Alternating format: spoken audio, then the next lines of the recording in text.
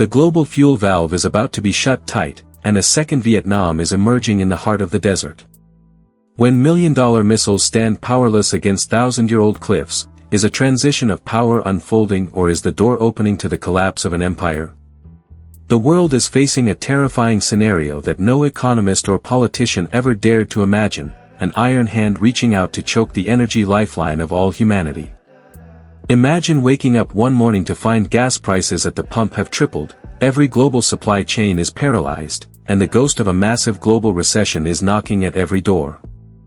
After prolonged shadow negotiations between Washington and Tehran officially collapsed with a 90% failure rate, the decision was made to play a high-stakes game of chance.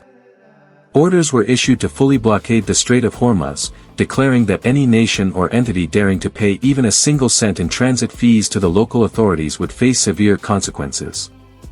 Operating from the mindset of a billionaire and a superpower commander, the leadership believes that the sheer muscle of the military is absolute, an unquestionable power capable of breaking any will to resist.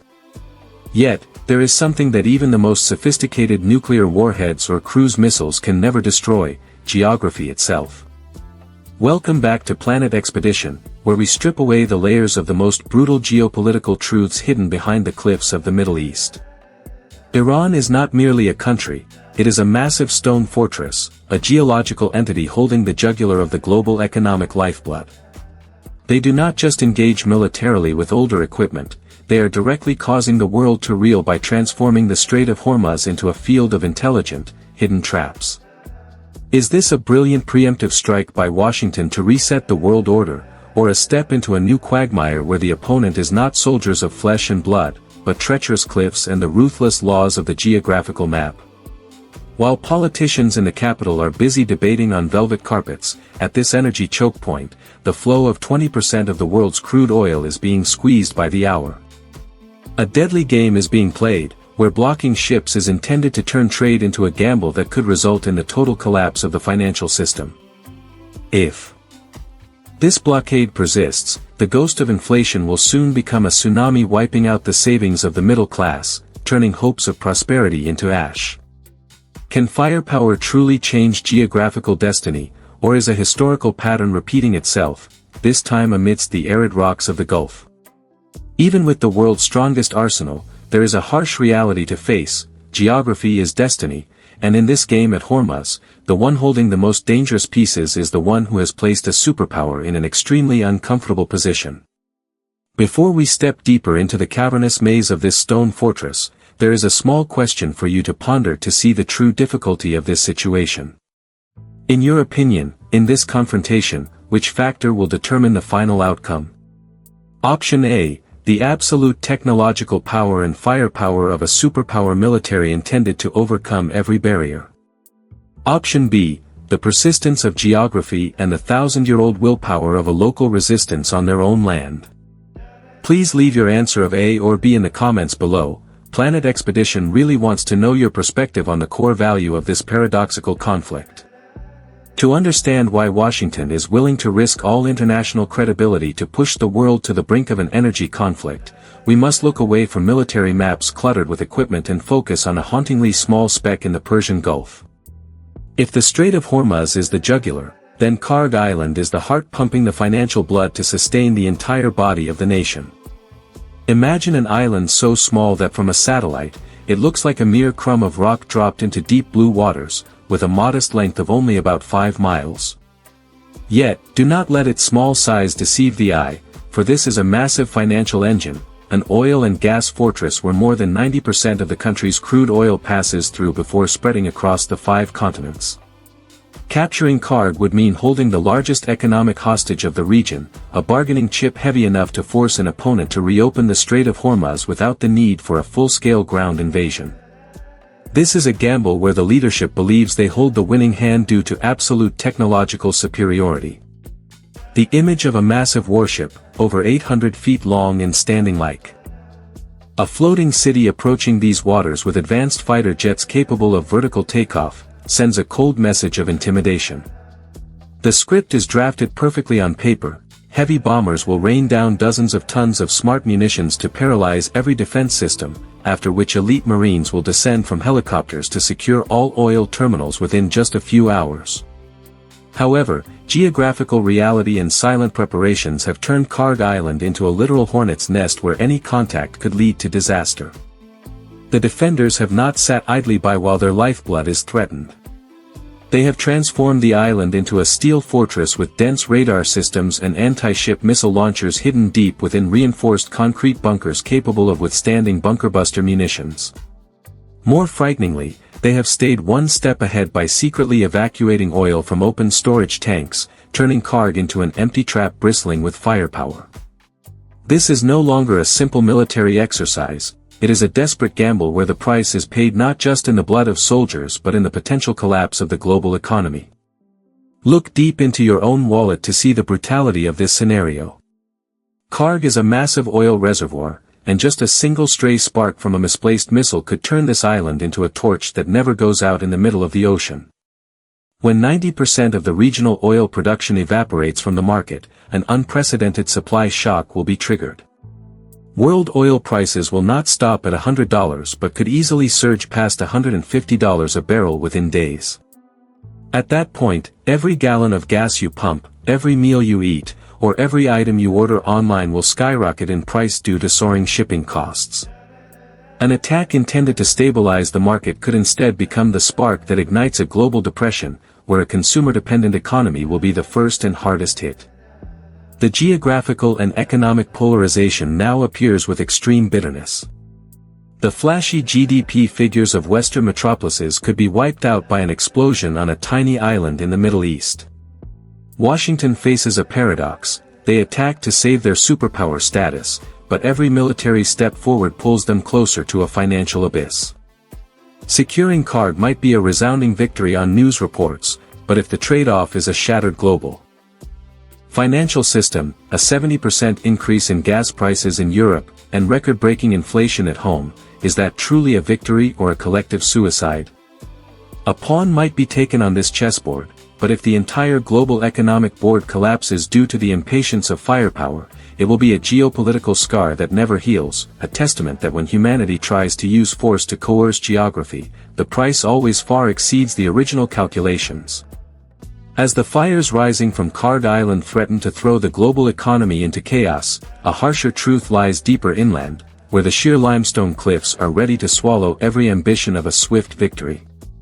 Moving past the outer islands, military forces will face an entity more formidable than any weapon, the Zagros Mountains, a massive stone maze running the length of the country, forming an impregnable natural wall.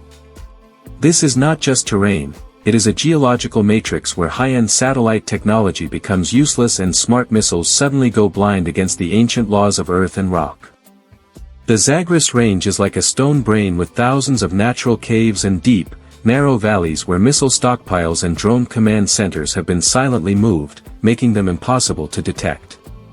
While strategic planners are confident that satellites can spot an ant on the ground, they cannot see through miles of solid limestone to know what awaits soldiers inside the mountains. Every canyon here is a steel pocket where an opponent can appear from anywhere, from towering peaks to deep underground bunkers, turning every advance into a march toward a dead end. High technology becomes painfully helpless. Inexpensive drones, controlled from limestone crevices that radar cannot scan, can easily destroy million-dollar armored vehicles, creating a brutal disparity between the cost of attack and the effectiveness of defense.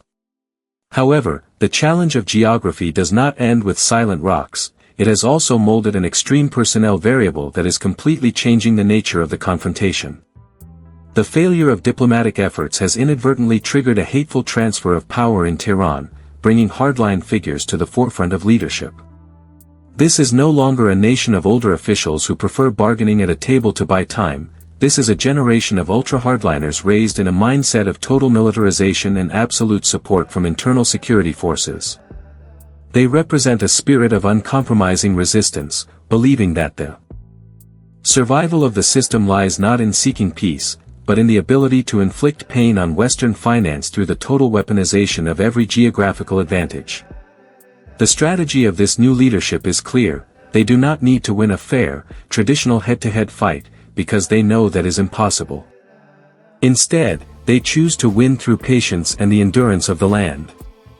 They use the Zagros Mountains as a shield and national pride as a weapon to turn the conflict into a matter of national honor. When bombs fall from tens of thousands of feet, they do not paralyze the will of the opponent, they only ignite the flames of extreme nationalism. The surge in recruitment for the armed forces is proof that the strategy of targeted strikes has backfired. For every leader eliminated, thousands of other fighters emerge from the stone caves, ready to carry out endless guerrilla strikes. The greatest paradox facing Washington is that the more military pressure they apply, the more the legitimacy of the hardline leadership is reinforced. An attempt is being made to use precision surgery to solve a massive hornet's nest, but it is forgotten that the local geography is an interconnected system. Attacking coastal outposts only touches the surface, while the nucleus of resistance lies deep within the stone valleys where every inch of land is saturated with a thousand-year-old defensive mindset. The war is no longer a showcase of stealth fighters but a battle of wits regarding endurance, where the Zagros Cliff stands silently as a cold reminder. In the game of destiny, the one who masters the ground is the one who delivers the final verdict, and a superpower risks being crushed between the teeth of a stone fortress they never truly understood. The resilience of the Zagros Cliffs and the will of the new leadership would only be a regional story if there were not invisible but powerful links to other superpowers in the East. When the circle is tightened around the region, it is not just a single nation being targeted. In reality, the core interests of a massive power ecosystem are being directly challenged, where major Eastern powers act as a strategic oxygen tank. For these allies, local oil is not merely fuel to run giant factories, it is a vital card that helps them escape the naval containment of their rivals on key maritime routes. When firepower falls on local oil ports, it directly disrupts the energy security of major global competitors, who will never stand by and watch their strategic partner collapse. External patronage turns the harshest sanctions into a futile effort, like using a leaky basket to drain an ocean. Through ghost fleets with no markings and sophisticated underground financial channels, money and goods still flow steadily, turning economic sanctions into little more than scraps of paper. But this support is not just economic, it carries a formidable military tone. Even if direct military intervention is avoided, something far more dangerous is sent: semiconductors for drones, modern electronic warfare technology, and secret financial lifelines. This acts as a high-dose stimulant, giving the leadership the strength to play a game of mutual destruction, knowing that behind them stands a solid economic wall that is not easily breached. Local confidence is further bolstered by a complex network of proxy forces, creating a ring of fire around international interests throughout the Middle East. From groups in Lebanon with massive missile stockpiles aimed at strategic targets to forces in Yemen ready to blockade the Red Sea, a highly flexible and decentralized command structure has been created. When threats are made against Karg Island, the response is a strategy of global resistance, activating these proxy groups to turn the entire region into a flaming battlefield.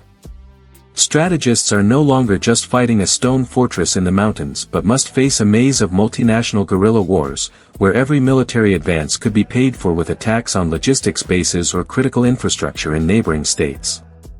The most concerning aspect is the tight bond between internal security commanders and allied forces, which has created an incredible ability to adapt. They operate thousands of decentralized drone launchers without a fixed command center, the very thing that is typically the primary target of cruise missiles. In this geopolitical game, a glorious military victory is not required, the goal is simply to exhaust a superpower financially and politically through an endless war of attrition. When islands are no longer a deterrent and sanctions are neutralized by supplies from the east, it becomes clear that a superpower is mired in a power ecosystem that does not know how to bow. Every dollar spent on munitions is a dollar burned in vain against the endurance of a calculated underground alliance network, where geography and complex geopolitical relationships have set a deadly trap for any power intending to change the map through force. As the overlapping geopolitical links between the local leadership and their eastern allies tighten around Washington's ambitions, a realization dawning at home is that the conflict is not just against one nation, but a pull into a suicidal spiral of both military and politics. To execute a full-scale invasion of a country with a massive landmass and treacherous mountainous terrain, the logistics of troop numbers become a nightmare for any strategic planner. If the formula from past wars is applied, an unthinkable number would be needed: 1 million expeditionary soldiers for an assault and at least another 500,000 for a permanent occupation. This is when the ghost of a second Vietnam appears most clearly, because to meet such massive troop requirements, there would be no choice but to restart a military draft, a decision that could ignite the flames of riot right in the heart of modern society. Imagine a generation of young people living in peace, accustomed to modern comforts and social media, suddenly being forced into uniforms to be thrown into arid limestone valleys where death can come from any crevice. Resistance would not just come from the guns of the security forces but from the streets of major cities at home, as social media turns every battlefield failure into a humiliation broadcast live in real time. An inexpensive drone hitting $1 million armored vehicle would be viewed by billions within minutes, making the public feel defeated even while the military is still advancing. This is when geography judges politics. When taxpayer money is burned on hopeless targets on phone screens every day, the will of a democratic nation will shatter before the Zagros cliffs are ever subdued. The exhaustion lies not just in spirit but in the very muscle of a superpower. Within just a few weeks of high-intensity strikes, billions of dollars would be burned and a quantity of cruise missiles equivalent to a quarter of the national strategic reserve would be consumed. Proud defense systems would soon hit rock bottom when faced with swarms of inexpensive drones. This places leadership in a perilous position. If total effort is poured into this stone trap, deadly gaps will be left at other strategic fronts, creating a golden opportunity for global rivals to rise. A leader who was elected on a promise to end foreign wars now finds the country led into an uncontrollable spiral of rising gas prices and skyrocketing inflation. Every extra dollar at the pump is a bullet fired at political support, turning this war of attrition into a contest of who is the last one standing between the 1,000-year patience of local geography and the hurried, fragile nature of a political system based on voter consensus. Looking back at the entire high-stakes game at the Strait of Hormuz, we see a naked truth: power is not always in firepower or the numbers on a balance sheet. One may master the sky with technology, but the other masters the canyons and sea currents with ancient patience. This confrontation is not just a military test, but a lesson in the collision between the haste of a modern superpower and the calculated silence of a geographical fortress. As the smoke from negotiations clears, what remains is a board where every next move leads to unforeseen risks. Harsh choices remain: either accept a bitter agreement from a lower position or commit to a quagmire of attrition where the ghost of a second Vietnam exists in every inch of mountain soil. In this fateful game, technology can bring temporary victories, but it is geography that delivers the final verdict, determining who will stand firm and who will be forced to leave the game in exhaustion. The greatest lesson from this scenario is that the power of position and persistence always triumphs over the haste of raw muscle. Every advantage of treacherous terrain and endurance was utilized to hold back an opponent many times stronger. In your current life, you can apply this in two ways: understand your home field advantage. Instead of trying to directly confront stronger opponents in areas they master, find your own terrain, those niche skills and deep understanding of a field that no one else can replace. That is your own internal mountain range that protects your career and status. Win through endurance. Sometimes, simply not losing is a victory. During difficult periods in the economy or life, maintaining patience and avoiding hasty decisions will help you preserve resources to wait for the right opportunity. In your opinion, between powerful firepower and treacherous terrain, which factor truly holds the power of life and death in a long-term conflict? Please leave your thoughts in the comments section so we can discuss.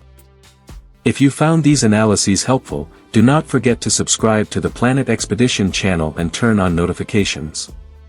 Your support is the greatest motivation for us to continue digging deep into the world's most intense geopolitical mysteries. Thank you for watching.